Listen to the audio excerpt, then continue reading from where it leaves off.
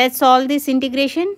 So ఏమి ఇచ్చారమ్మా ఇక్కడ, integral cos 2x by sin x plus cos x whole square dx అని ఇచ్చారు.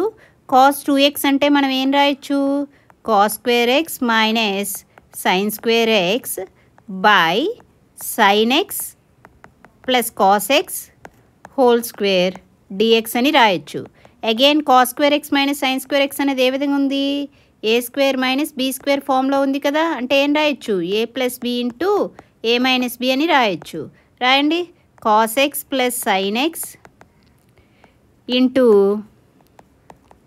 cos x minus sin x by sin x plus cos x whole square dx. So cos x plus sin x అనేది ఒకటి cancel అయితే ఇంకా మిగిలింది ఏంటి, cos x minus sin x by sin x plus cos x dx.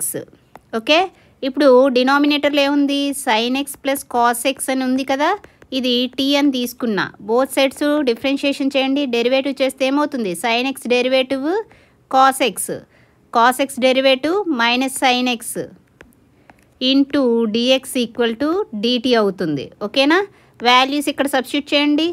1 by sin x plus cos x అంటే ఏం తీసుకున్నాం, t అనుకున్నాం. And cos x minus sin x dx అంటే ఏం తెలుసు, dt. 1 by t dt.